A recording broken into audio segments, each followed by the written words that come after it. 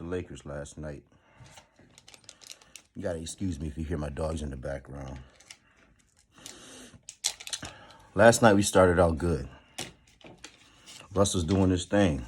I think he ended the first half like 19, 20 points. Did his thing, 19, 20 points. But then by the second half, we were getting our butts kicked. Big time. Big time, big time, big time. AD got ejected last night in the third quarter. The situation was that he was during the gameplay or after a turnover by THT, he tried to throw a lob to him. He ended up falling. Anthony Davis fell trying to catch the lob. Didn't get the lob, ball went out of bounds. Turnover. But on this way down the court, before he even, was able to run back out into the court to get back on transition defense, he lost his shoe. And when he lost his shoe, he tried to put it back on and tie it up. But I guess that the refs are normally mindful of these situations, so they kind of slow down the gameplay, let the player get adjusted, and then let him get back onto the court. Well, last night, AD felt that the ref didn't give him that kind of respect. They resumed gameplay while he was still putting his shoe on. AD said something real disrespectful to the ref. I probably wasn't that disrespectful. Who knows? The ref could have been in his feelings. That's how they portrayed it in the media. But they ended up booting him up out of there. Davis, tough catch, and he hits the deck out of bounds. A turnover.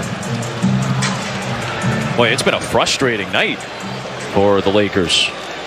Well, I think what's happened is the same thing I said that happened to the Clippers.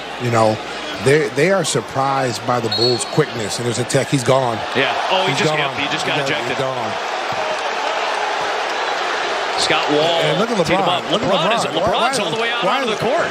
In the third quarter. Now, mind you, I'm going to give you the score, though. I'm going to tell you the score right now. This is the Laker Apologist. I ask that you like, share, subscribe. This is what we do here. We talk about everything all Lakers, and I try to explain why the Lakers are great. You just got to give them a chance. We make some mistakes, but you don't make the biggest mistakes in the world.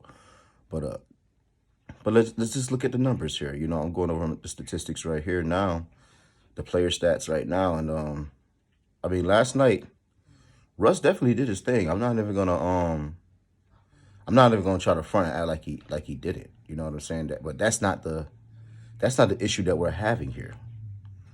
The issue that so straight up top performance last night, DeMar DeRozan dropped 38 points. That boy was going crazy. I think DeMar DeRozan had like 15, 16 in the first quarter.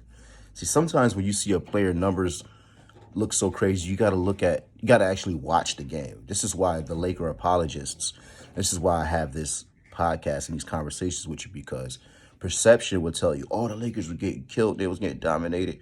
Or perception to tell you, oh my God, DeMar DeRozan, he was snapping. Or you look at Russ numbers and be like, yo, Russ is going crazy. I think Russ had like 19 points in the first half. 19 points in the first half. And then after that, he only scored 25 points. So last night, his stat line was 25, 6, and 8 with 1 steal and no blocks.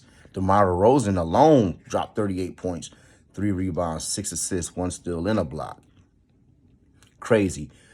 Field goal percentage, the Bulls had us 49 to 89%. We was only 36 for 79 of our shots that we were making last night. 3-pointers, they hit 15 out of 34. We only hit 6 out of 32. 19% to their 44%.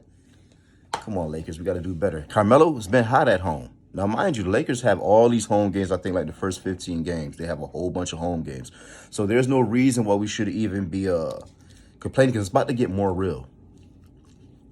As soon as we hit this road, it's about to get even more real.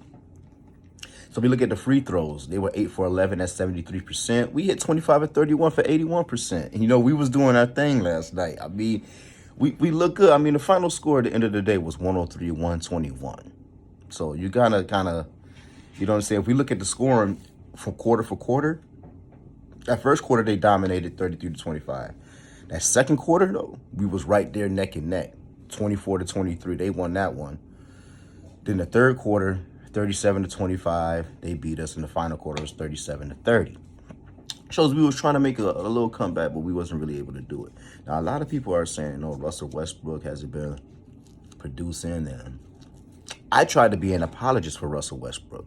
That's why I titled this Trust Russ, because should we trust Russ? I mean, last night the guy only had. I think he didn't even have that many turnovers last night. Actually, let's look at Russell Westbrook. I'm sorry, turnovers last night. He only had 4 turnovers last night. But see, sometimes when you watch the game, you can tell.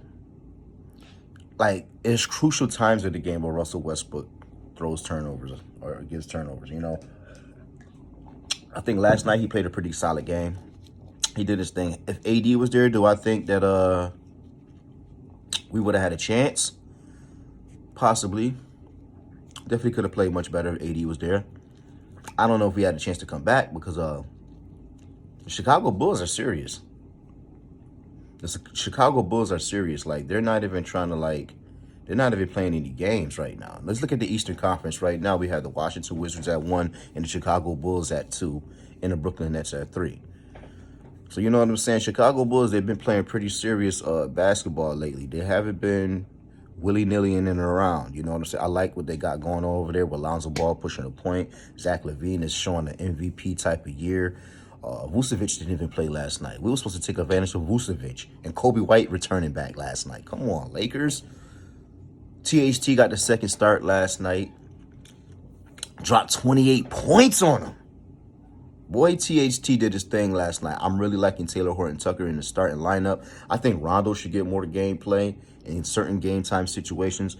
We just got to be a little bit more mindful of Frank Vogel. But LeBron's there on the sideline. So you see some of the decisions that we make in the game, you got to understand this. LeBron is okay in that.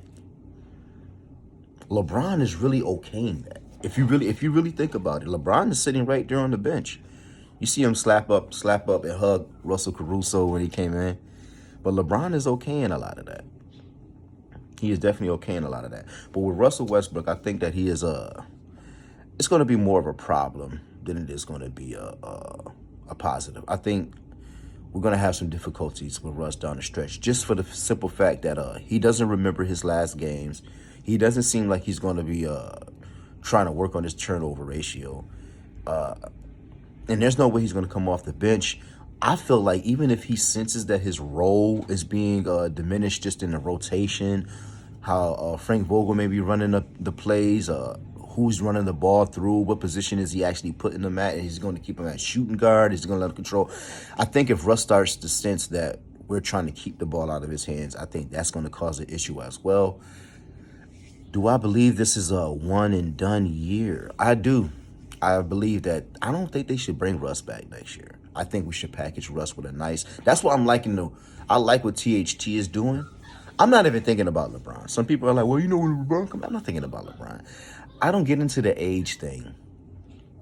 The age, when you start getting old and stuff, I have to be realistic. I'm sitting here walking on eggshells watching LeBron like, I can't really go back to work or to my inner circle and brag about LeBron the way that I want to brag, because I'm looking at his injuries and I'm looking at his age and I'm like, I don't know how long this dude's going to be around. So, I mean, realistically, we don't know. Right now, the Lakers are sitting in 7th place at 8-7 right now. We have a 500 winning record. The Memphis Grizzlies are right there behind us, and they're tough. We know how tough they are. We've been seeing how John Morant's been taking over the league lately. He's just going crazy. Got the Clippers right above us. One game, well, they actually, 2 games. They only got 2 losses. They only got 5 losses. We have 7. So right now, Lakers not looking good. I don't like the Russell Westbrook project. I think that he could be doing much, much better. It's just as far as just trying to distribute the ball, but being mindful. Stop trying to get the ESPN highlight plays. Just play good basketball, man. You're a good, decent point guard. Run the rock. You got shooters around you. Run the rock, drive to the basket, and kick it out accurately. Stop kicking it out to the other team. This is one of the problems that a lot of people are starting to realize with Russell Westbrook. Skip like to say, bull in China shop. I used to try to be like, nah, Skip, stop hating on my boy. You see the triple doubles he was dropping. But now when he's on my team, it's being highlighted.